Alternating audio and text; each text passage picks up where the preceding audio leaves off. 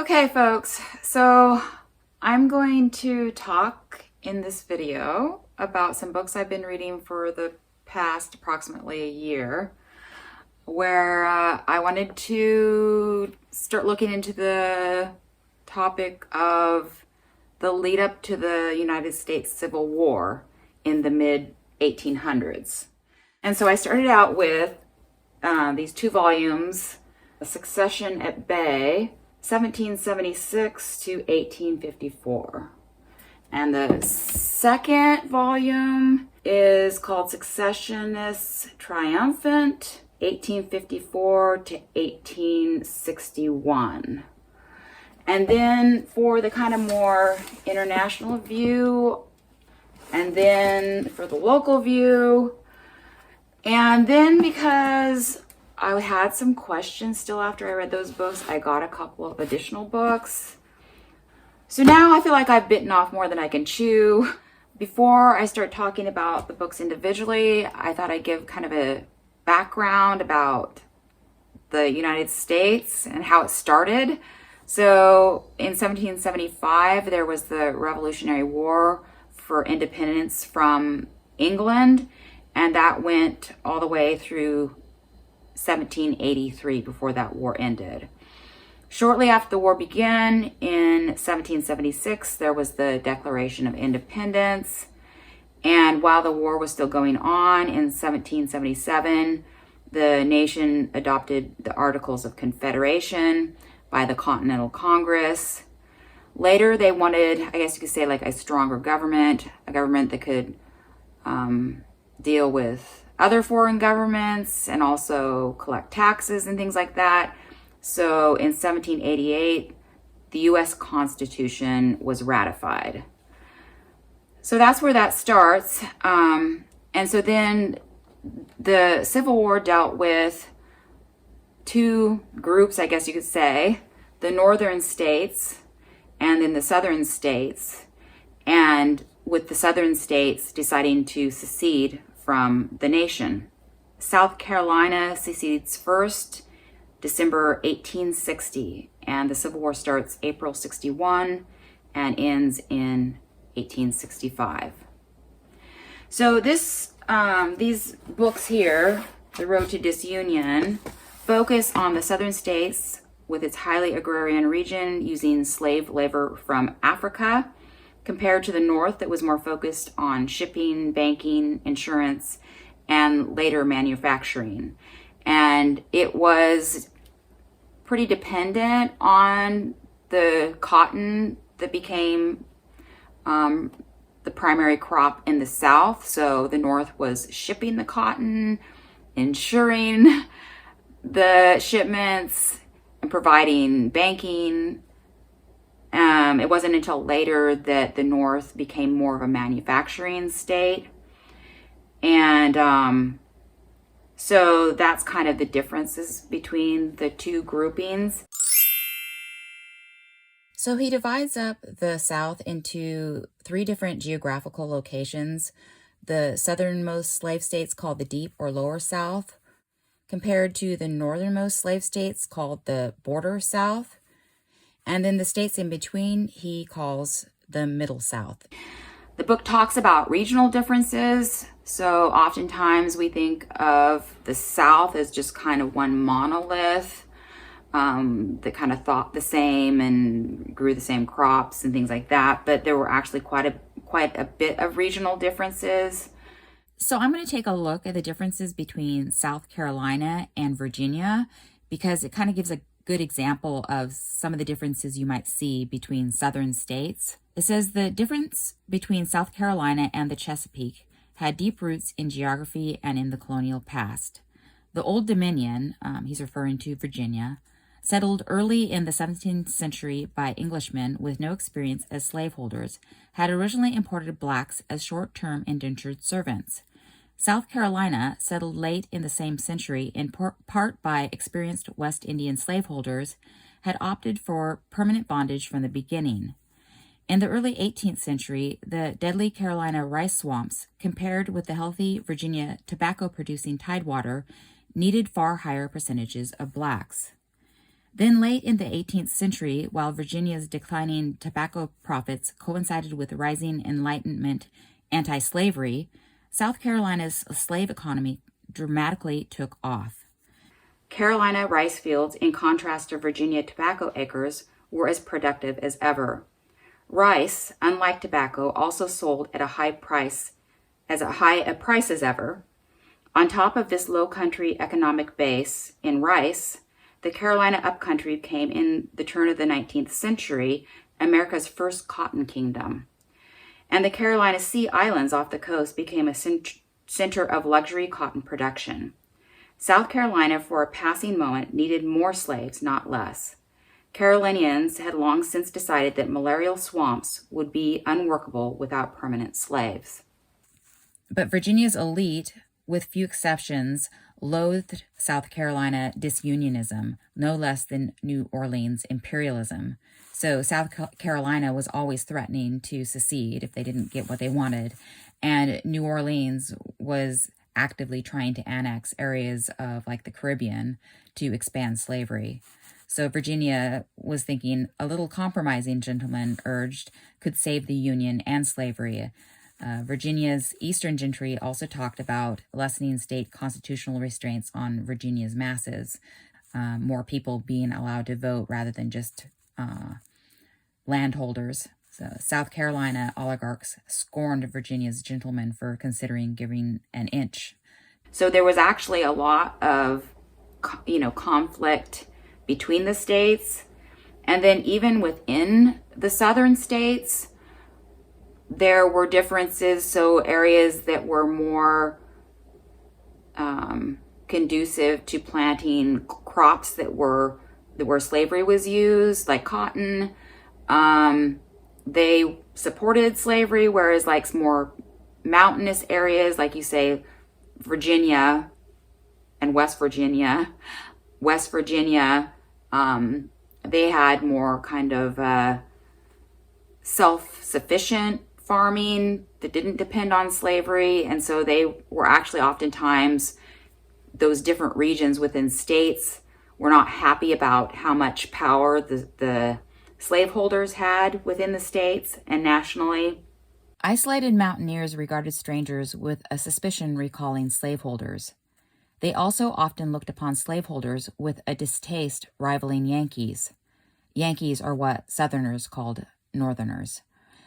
They sometimes threatened to attack slavery if slaveholders perpetuated white men's political inequality in state governments.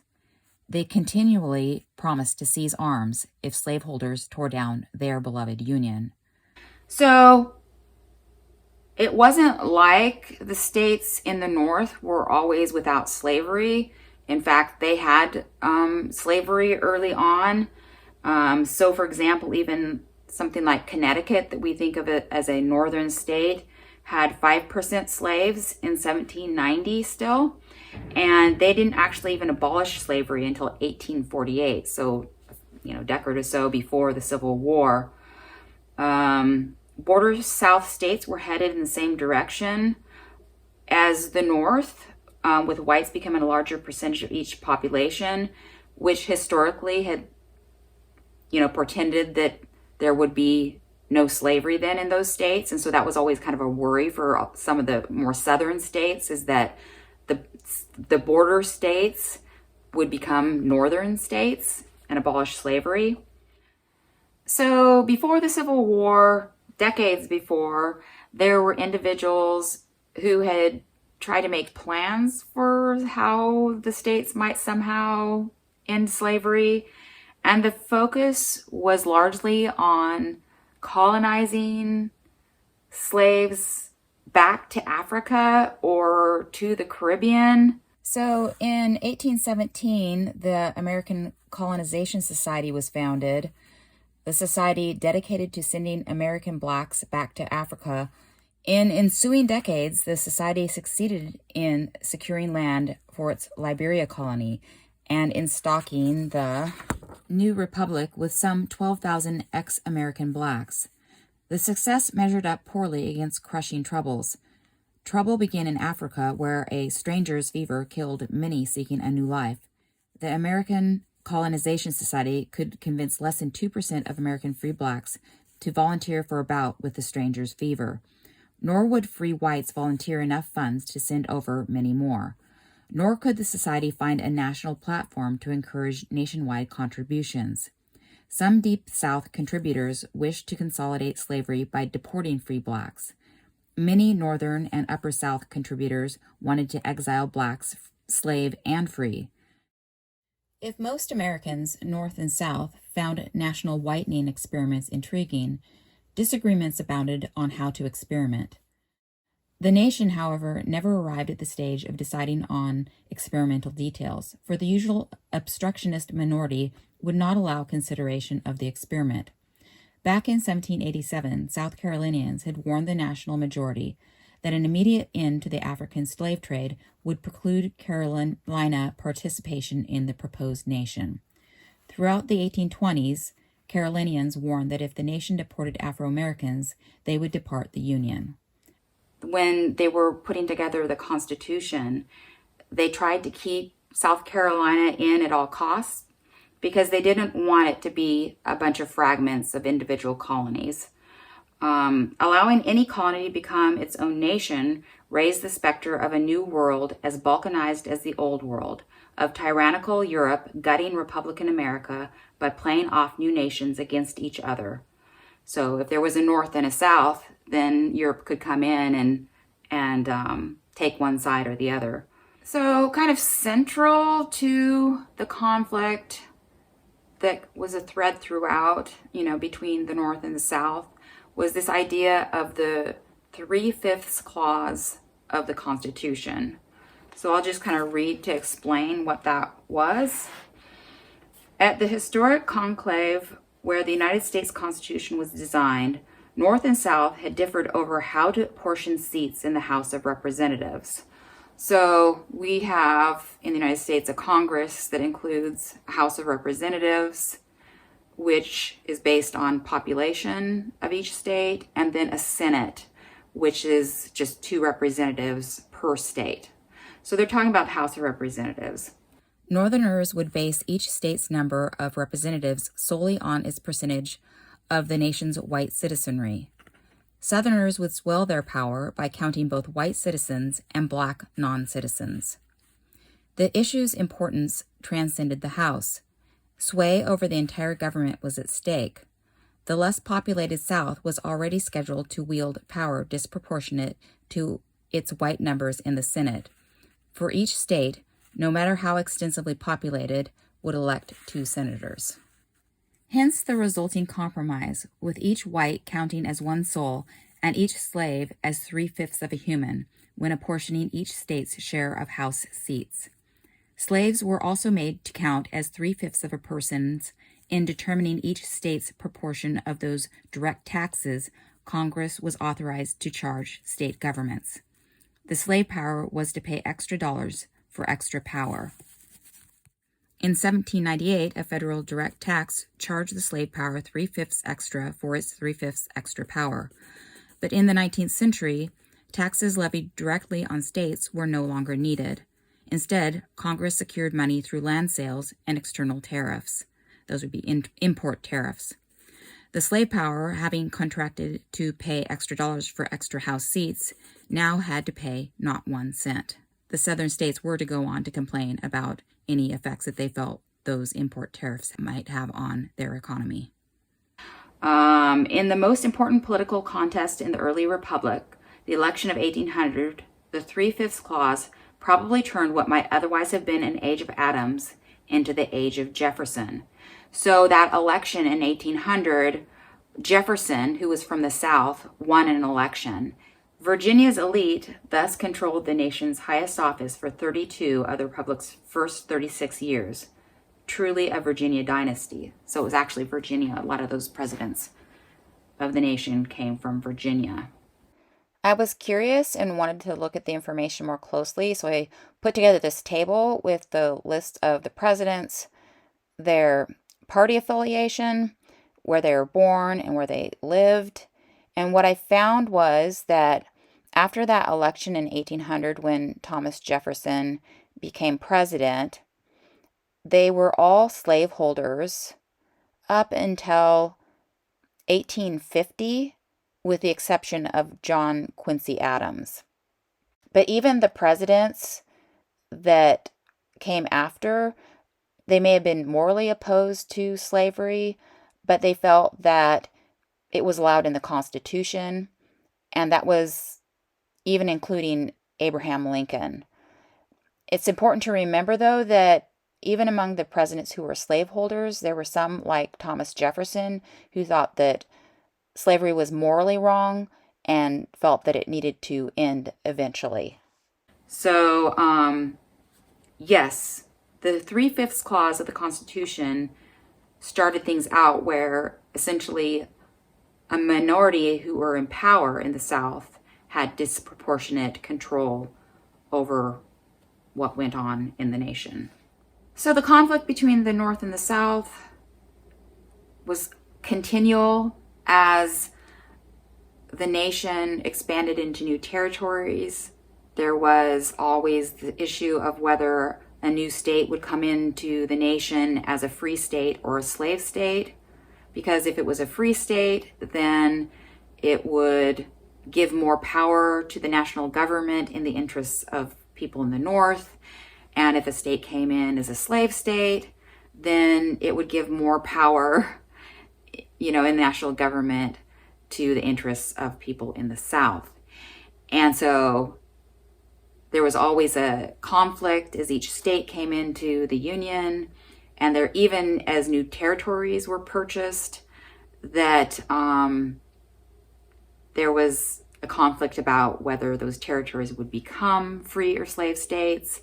So it was just an ongoing conflict as they tried to, the South and the North, retain a power balance in the national government. There was also a lot of conflict because of the issues of slavery that were occurring, such as slaves running away and going to the North, and then the South wanting a law, the fugitive slave law, that would require the North to capture those slaves and send them south. And, this was something that the North wasn't interested in dealing with the South's problem, but it became a law. And then there were also gag rules that passed. For instance, the North, anybody sending literature south about abolition or things like that, the South didn't want that to be allowed to be sent into their region, because it was going to cause slaves to uprising of slaves, they thought. And so there were various laws that got passed that kind of forced the opinions onto the North that they weren't happy with. There were other issues like tariffs that caused grief between the North and the South. The tariff on goods imported into the United States for the North helped protect the new manufacturing of textiles and stuff from imports of textiles from Europe. The South sold cotton to both American and European manufacturers, and they thought the tariffs might reduce the amount of cotton that they could sell. The author says, supposedly, no matter that American consumers had to buy blankets and clothing, necessities all, whatever the price, no matter that English manufacturers hardly sold only to American consumers. The tariff became a scapegoat, especially for once booming South Carolina, who was ignoring that excessive production of cotton on the Southwest fresh soil was leading to low prices in cotton, along with the inadequate yields on their own exhausted turf, which was causing the state's alarming decline and depopulation. And so South Carolina initiated what was called nullification, where they were saying, we don't have to abide by the national tariff. States' rights say that we don't have to follow this. And they were able to, reduce the tariffs and kind of make people happy. And that kind of went away. And, So there were things like that, but for the most part, a lot of the disputes had to do with, territories and states coming in as free or slave. And in fact, one of the kind of last and final disputes was over the Kansas territory and whether Kansas would come in as a free or slave state. So I'm going to spend a little bit of time on the Kansas dispute just because it was so crucial, kind of the last straw leading up to the Civil War, and because the book that I read on Bleeding Kansas deals with the subject. So it started with the Missouri Compromise, which admitted Missouri as a slave state and Maine as a free state at the same time, so a balance, and prohibited slavery in the rest of the northern portion of the Louisiana Purchase, which meant that Kansas and Nebraska would eventually enter as free states. This commitment was abandoned with the Kansas-Nebraska Act in 1854, allowing what was called popular sovereignty to decide free versus slave state rather than Congress deciding. Later, the term Bleeding Kansas would describe the violence that arrived as people from the slave state of neighboring Missouri illegally voted in Kansas to make it a slave territory. Eventually, Kansas, people who resided in Kansas were able to vote to make it a free territory, but then Congress wouldn't allow them into the nation as a state, as a free state. Yes, same shirt, different day. We are moving into the Road to Disunion Volume 2, where it covers the period 1854 to the Civil War. And it just includes a lot of detail about each of the individual decisions that were kind of like dominoes in the lead up to a break in the Democratic Party and the rise of a new Republican Party, and then the eventual split between the North and the South. And the focus is a lot on that initial Missouri Compromise, how it was discarded, and the Kansas-Nebraska Act was made law. And it starts out with this fellow named Stephen Douglas. He was an Illinois senator, and he was the head of the Northern Democrats in the Senate. And he was the one that introduced the Kansas-Nebraska Act legislation and came up with the idea of popular sovereignty. And it was because, he didn't care whether the territories were free or slave. He just wanted to open them up for development. And he knew that as long as the Missouri Compromise was in place and that Kansas, Nebraska were going to come in as free territories, that the Southern Democrats would not support that. So he was trying to find a way to open up those territories. And so he says here, Douglas knew that Southern opposition meant no congressional act, no territory open for white settlement, no transcontinental railroad traversing the train, and none of the boost to Democratic Party fortunes and to his own presidential fortunes that the Louisianian expected from the law. Besides, by removing the Congressional Missouri Compromise prohibition from Kansas, Nebraska, Douglas could restore sovereignty over slavery to the white local populace, his own popular sovereignty principle. So Douglas was able to rally about half the Northern Democrats behind his bill, and it was able to pass eventually. But this really made Northerners angry because they felt that the Missouri Compromise and making that a free territory was law and it shouldn't be touched. And so in the next election, most of those Northern Democrats who had voted for Douglas's bill were voted out of office. And they were so angry that some of those folks came together and ended up forming the new Republican Party. And this Republican Party was the first to come right out and say that they didn't believe that slavery was right, although they did think that because the Constitution allowed slavery, that they weren't going to try and touch that in the existing Southern states. As ideologues, Republicans fulminated against slavery. As policymakers, they conceded that the U.S. Constitution barred federal emancipation inside Southern states' jurisdiction. So about this time, this fellow named John Brown came along and ended up ratcheting up the animosity between the North and the South. He didn't think that the Republican Party was strong enough on anti-slavery. He felt that only violent means would lead to the end of slavery. And he's best known for what he did in Virginia. You know, he tried to start a slave uprising, which ended up not working. But what I didn't know until I read this book, Bleeding Kansas, is how much of a part he played in the conflict in that territory as they were trying to get a free territory in Kansas. But anyway, after his attempt in Virginia didn't work and he ended up being executed, Southerners tried to equate Republicans with his violent tactics. And so Republicans had to try and explain that wasn't what they stood for. So it says here, Republicans convincingly denied any complicity with John Brown's lunatic fringe methods. John Brown agreed with us in thinking slavery wrong, declared Abraham Lincoln, but that cannot excuse violence, bloodshed, and treason. It could avail him nothing that he might think himself right.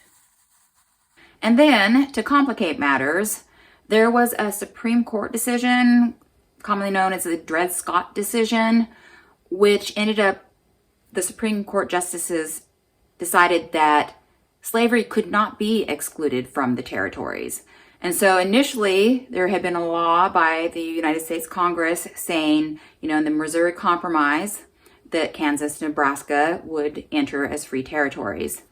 And then there was the Kansas-Nebraska Act that said, no, the people in the territory would vote and decide for themselves whether it would be a free or a slave territory. So now the Supreme Court justices come along and they say, no, that's all wrong.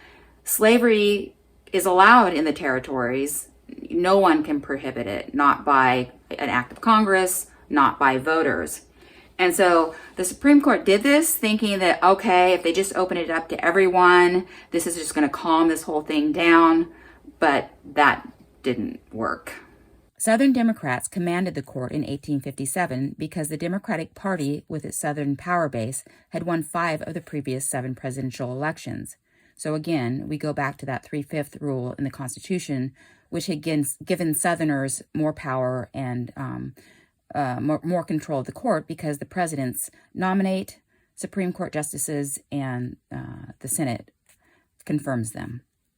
The democracy's presidents, he's talking about the Democratic Party's presidents, had aspired to stop extremists, both North and South, from smashing their party and their union. Andrew Jackson, who was also a president from the South in previous years, he was father of their Democratic Party statecraft, had appointed 3 of the 5 Southern Democrats who ruled the court in 1857. He had chosen Southern moderates who shared his anti-abolitionist and anti-disunionist position. In 1858, Stephen Douglas talked about his position on the Dred Scott decision, and this was just one more domino falling in the lead up to the Civil War. This occurred during a debate between himself and Lincoln.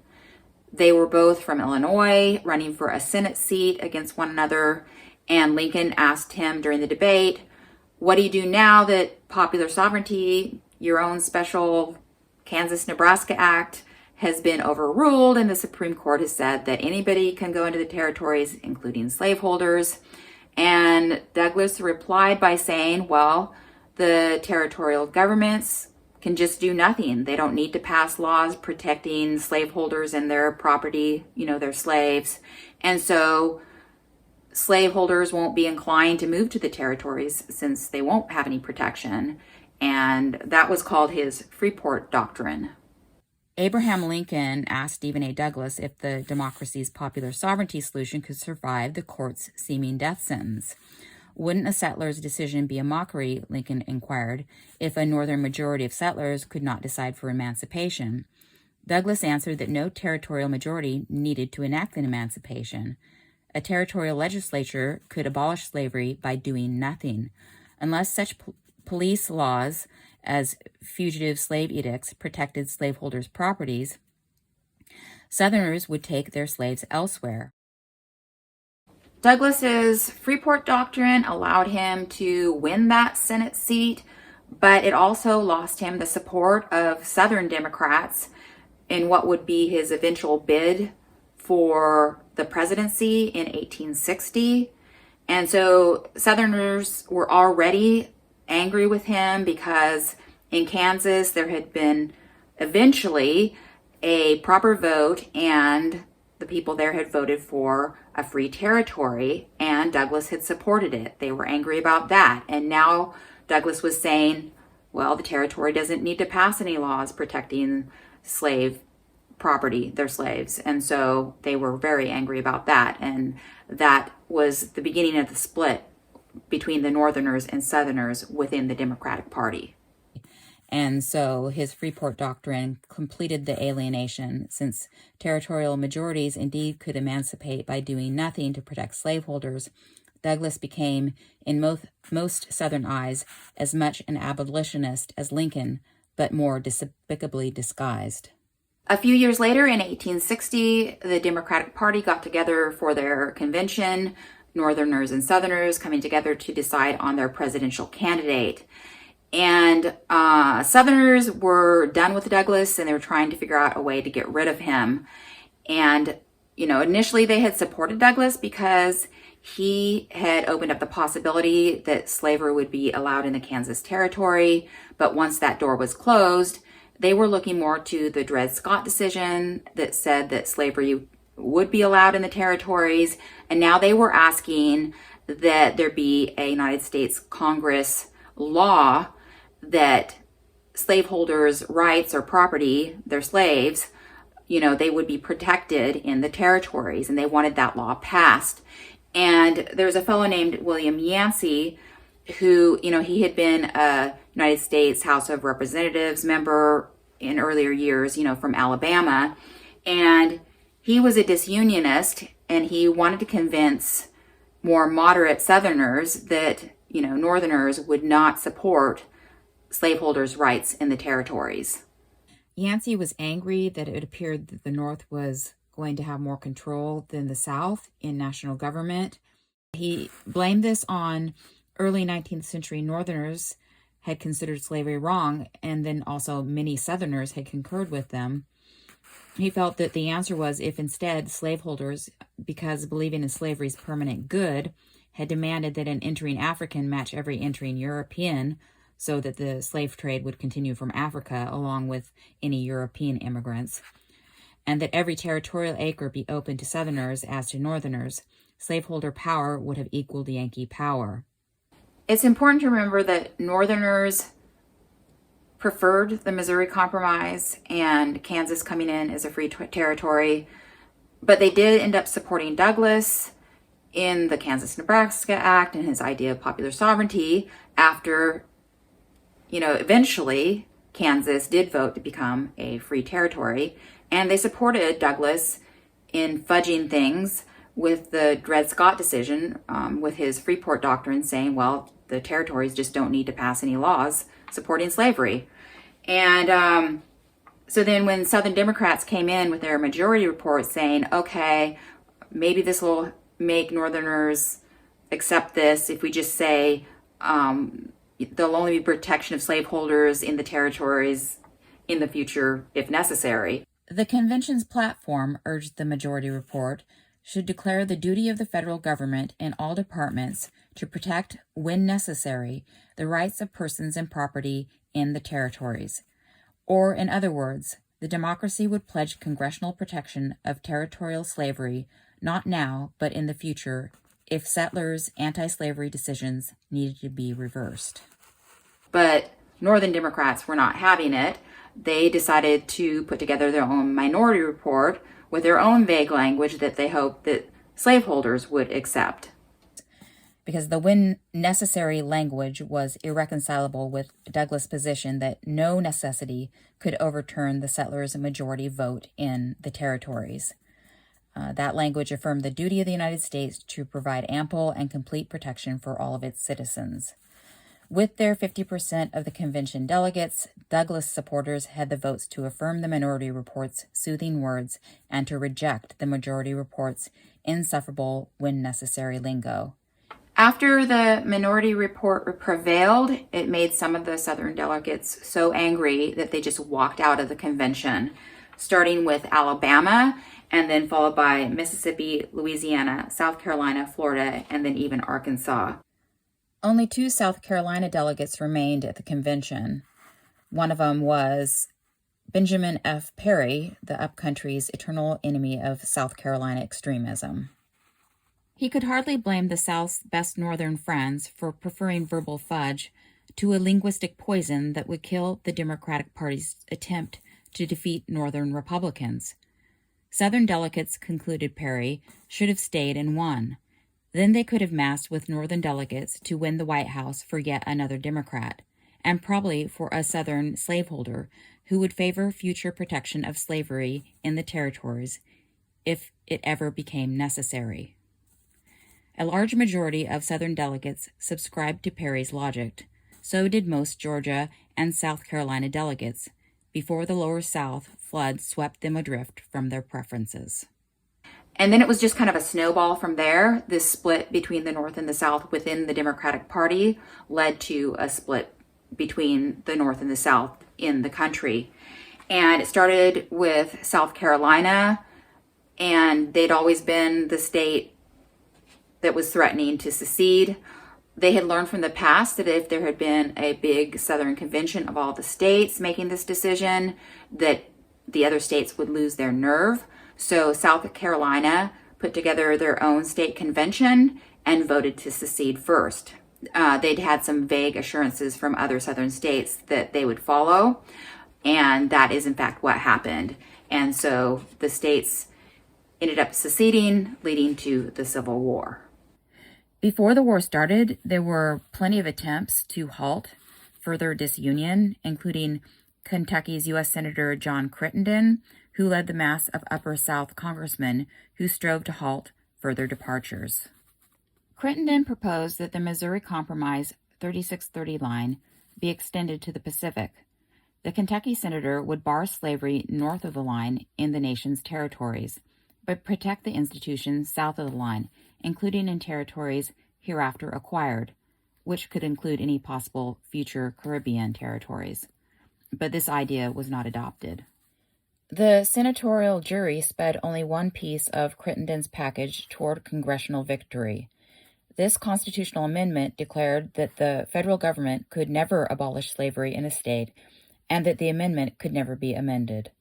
On the eve of Lincoln's March 4 inauguration, Congress would pass this unamendable constitutional amendment. The new president would endorse this perpetual barrier to federal emancipation in his inaugural address. 3 states would ratify the amendment. 3/4 of the states would have doubtless affirmed this widely popular attempt at peacemaking if war had not intervened. Again, Bleeding Kansas had to do with the conflict in Kansas. Free staters, or those who wanted a free state in Kansas, saw the pro-slavery party as part of the slave power, which sought to strip all Americans of their political liberties in order to spread slavery. Southerners saw the free state movement as part of the advancing hordes of abolitionists, intending to deprive them of their property and their equal place within the Union. What then did the Free Staters fight for? Liberty, by which they meant the rights of whites not only to elect leaders and ratify constitutions, but also to choose their political institutions, including slavery. But when they took up the struggle to secure their political rights from the pro-slavery party, they allied themselves with those who sincerely detested chattel slavery, thereby joining the moral crusade against slavery. The political discussion of slavery challenged whites to reconcile politics and morality. Were some political issues exempt from the will of the majority? Some Northerners believed that, as a moral issue, slavery should be treated differently from ordinary legislation. Hence, they resisted the Kansas-Nebraska Act, which equated slavery with all other political issues as subject to majority rule. Although some in the North had come to accept the Kansas-Nebraska Act and majority rule under popular sovereignty once it was successful in Kansas, Lincoln disagreed. He felt that popular sovereignty had failed to resolve the moral evil of slavery and believed that Congress had the power to limit slavery's extension into the territories, despite the Dred Scott decision. He thought this was what was favored by the nation's founders. And so his thinking was opposite of the Southern Democrats, who believed that Congress should pass laws to protect slavery in territories. Lincoln, on the other hand, felt that Congress should pass laws to restrict slavery from the territories. So even though the people who were fighting for a free state in Kansas were initially mostly interested in the rights of white people, they came later to become more advocates also for the rights of slaves to be free. And I wonder if that was partly because of the influence of John Brown, as he was involved in the conflict in Kansas, and those ideas didn't kind of pass along to others, or if it was just by fighting for one's own rights, you could recognize the fight, others' fights for their own rights. Other free staters who did more to make Kansas a free state than did Brown, but Kansans accepted Brown as their symbol because the free state movement increasingly embraced the cause of black rights as its own. Brown did not need his experience in Kansas to radicalize him on the issue of race, but Kansans needed those like Brown and Jim Daniels, the abolitionist and the runaway slave, to force them into an expanded definition of liberty. Unfortunately for Kansas, the rest of the country was not yet prepared to accept such radicalism. So then the next book that I read was The Cause of All Nations, and this is the one that talks more about an international look at the Civil War in the United States from the outside. The monarchies of the world were like, yeah, look at them. That's why democracy doesn't work. It's just not going to work. And so the outcome of the Civil War was important to other people in the world who were looking to become more democratic. And what was interesting about this book is how much international opinion changed kind of the tactics of the North and the South. So the South came in initially to be getting more sympathy from the outside because people saw them as fighting for their own freedom from this overbearing government. And the North was just saying, oh, we're just trying to keep the Union together. At the beginning of the war, Union envoys were forced to answer the South's impassioned appeal to liberal principles of national self-determination with rather tedious legalistic arguments to the effect that the Union was permanent, secession was illegal under the Constitution, and the so-called Confederacy, as Union officials insisted on calling it, was nothing more than treasonous rebellion. Lincoln and Seward, his Secretary of State, crafting this strategy together, sought to delegitimize in the eyes of the world any claim that the Lincoln government threatened the South with wholesale abolition and racial mayhem. But it cost them dearly, and over the next 4 years, the Union's greatest challenge overseas would be to retrieve the valuable moral capital that had been sacrificed to this early argument for causeless rebellion. Thus, both sides began the war by denying slavery to be an issue. This left foreign observers wondering, just what were the Americans fighting over? And so the messages, kind of changed, where the North started highlighting the fact that they were against slavery and even took steps to, abolish slavery. And the South became known more as, actually what they were trying to do was maintain slavery. And that was the crux of their whole decision to secede from the United States. It was left to the Confederate Vice President, Alexander Stephens, to provide a full, unguarded public exposition of the reason for Southern independence without sugarcoating. The whole idea of equality of the races was an error, he told the crowd. The Confederacy had at last corrected Jefferson's mistake.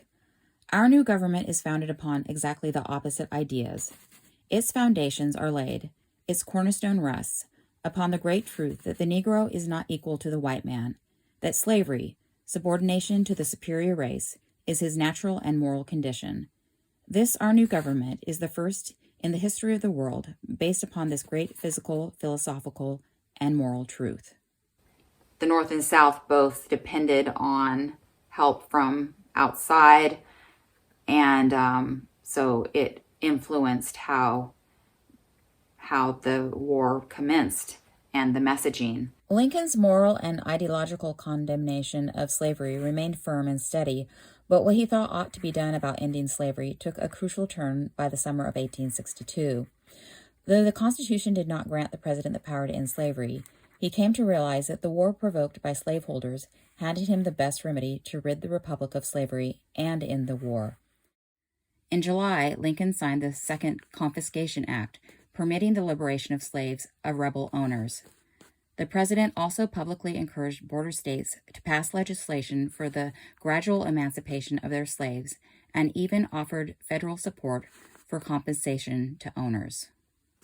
The Emancipation Proclamation that freed slaves as long as the South was in rebellion, and then later to make sure that it was constitutionally legal, the 13th Amendment was passed.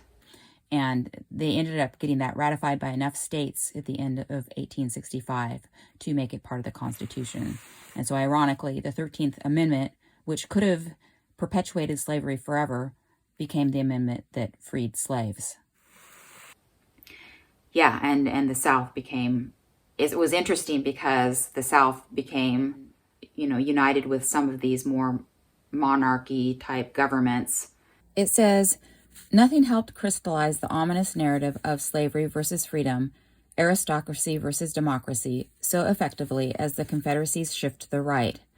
During 1862, the South devised a new strategy to align its bid for independence with Napoleon III's grand design for a Latin Catholic empire in the Americas. But interestingly enough, towards the end, as they were becoming desperate for help and aid from Europe, which was kind of, hey guys, if you're gonna, get our help, you can't be, keeping slavery. And then they actually in the South talked about privately emancipating their slaves in order to get help from outside. And then others would say, but that was the whole reason we seceded from the United States, was because we wanted to keep our slaves. It would not be until the 11th hour, more than 2 years after Lincoln's initial emancipation decree, that Confederate leaders considered answering with their own promise of emancipation. The main obstacle to their diplomatic success, Confederates grudgingly admitted, was the stubborn prejudice abroad that human slavery was morally reprehensible, and their own admission that slavery lay at the very cornerstone of the national edifice that they were trying to build. But they were unwilling to free their slaves in order to get the help from abroad before the war ended. I really like this. It was kind of one of those books that was so dry that I had to put like toothpicks in my eyes to keep them open while I was reading it. But I mean, it's pretty straight and to the point and just covered the facts, ma'am. And it does show how, interdependent the United States economy was and how it developed. The South was the engine for the economy, or maybe we could say the fuel for the economy. The author says cotton, of course, dominated the export trade. It constituted 39% of the value of exports from 1816 to 1820 and increased to 63% of total export values from 1836 to 1840. And of course, Black American slaves generated all of that wealth. And it's remarkable the small percentage of whites in the South who had such sway over the national government. It says here the slaveholding states in 1850 had slightly less than half of the white population of the northern states.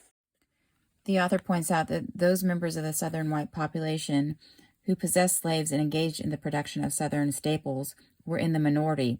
Aside from the large plantation owners, there were substantial numbers of small farmers who owned a few slaves and produced small quantities of cotton for the market. The majority, however, owned no slaves at all. The South complained about import tariffs on textiles, but the real impact on cotton prices was the expansion of new land. It says here, while there had been little incentive to buy and clear new land for cotton during the period of low prices, rising prices triggered a land boom in the New South. It goes on to say, there was a lag of approximately 4 years between the peak in land sales and a large increase in cotton production. The consequence was a vast shift to the right in the supply curve of cotton and the beginning of a new period of depressed prices. And he goes on to explain how this boom and bust in cotton prices would continue. He says, given the expansionist spirit of Americans of the time and the boundless opportunities associated with the opening of the New South and the West, it is hard to visualize the emergence of any different pattern. Even the painful experience of 1818 to 1823, when there was a depression, had little effect, and the pattern was to be repeated again and again in the 19th century. The author goes on to point out that cotton became less dominant in the national economy in the mid-century. It says in the 1840s and 1850s, it's abundantly clear that while cotton was still an important influence in the economy, it was no longer dominant. The manufacturing Northeast and the West no longer were so dependent on the Southern market and were more interdependent with each other. The market in the Northeast alone was large enough to support a substantial industrial base. The North became so much less dependent on the South, and I wonder sometimes then if that didn't give the North and the states in the North more feeling like, well, we don't need them or something. Like we can force our opinion, and we don't have to capitulate all the time to the South anymore. I don't know, but this was a good read too. And this 3/5 book's very thin little fellow. Just includes the sections from the Constitutional Convention talking about the 3/5 clause, the slavery issues. It was super interesting. I'm just going to read a few of the quotes.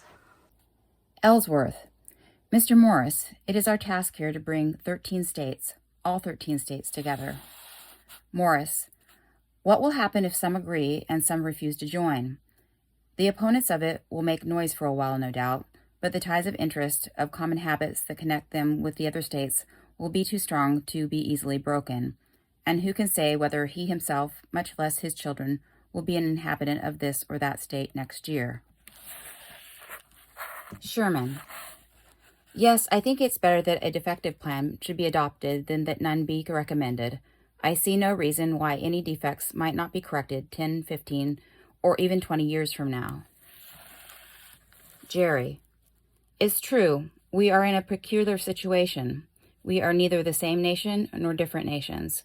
We ought not, therefore, to pursue the one or the other of these ideas too closely. Secessions may take place. Some gentlemen seem already decided on it. But if we do not come to some agreement among ourselves, some foreign sword will probably settle our differences for us. This is King. I had expected the southern states, being the richest, would not league themselves with the North unless some respect is paid to their wealth. If the northern states expect preference in commerce, which they derive from their connection with the South, they must not expect to receive them without allowing some advantages in return. So Wilson introduces the idea of the 3/5 clause to the Constitution, and so then he goes on to read the quote where it talks about how everyone would be counted as a whole person except for slaves, who would be counted as 3/5 of a person. Wilson. Truthfully, I do not see on what principle the admission of blacks in the proportion of 3/5 can be explained. Are they admitted as citizens? Then why are they not admitted an equality with white citizens? Are they admitted as property? then why is no other property admitted into the computation? These are the difficulties, however, that must be overruled by the necessity of compromise. Madison, if the Southern states walk out, these people will be trapped in a separate country with no hope of ever being freed. Morris replies, they need us as much as we need them. He's talking about the Southern states. Let them threaten all they want. And Madison answers, Governor, this may truly be our last chance to save this nation. I do not think it right to take such chances. Mason, Sir, we all know that the British hindered the attempts of Virginia to put a stop to it, and now we continue it ourselves. Every master of slaves is a born tyrant. They bring the judgment of heaven. Nations cannot be rewarded or punished in the next world, so they must be in this. Rutledge, if the convention thinks that North Carolina, South Carolina, and Georgia will ever agree to a plan that does not leave our right to import slaves untouched, the expectation is in vain. The people of those states will never be such fools as to give up so important an interest. And in fact, the Constitution did protect the slave trade for another 20 years, but after that, in 1808, Congress passed a law prohibiting the slave trade, so they did, in fact, eventually give up their right to import slaves. Pickney. Slavery has been justified by the example of all the world, in the ancient times by Greece and Rome, in modern times by France, England, Holland, and many more. In all ages, one half of mankind has been slaves. Reed. Yes, it goes against every principle of honor that the importation of slaves should be allowed to the states by the Constitution. Using England, Greece, and Rome as examples means nothing. We are on a very different path here with new principles.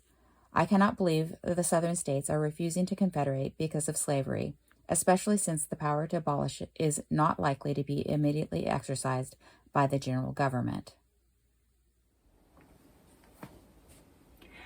After reading all of these books, I would highly recommend them. One caution, if you're reading The Road to Disunion, you might want to read a more basic history first with kind of just people, places, dates, because although there's a lot of detail in these volumes, much of it focuses on a lot of background of the people, which influences their attitudes and their decisions. So some things can get lost, like, okay, did that legislation actually pass? And if so, what was the date that it passed? Also, the author's manner of writing can be kind of confusing, and you might end up having to read a couple of sentences a few times before you're like, okay, that's what he's trying to say. But it's also his manner of writing, which makes the books interesting. And so it's kind of just the good and the bad there. But yeah, and then it doesn't cover all topics. So that's why I ended up reading a couple of other books to kind of fill in some of the blanks. But yeah, overall, I would recommend all of these books. I thought they were really good.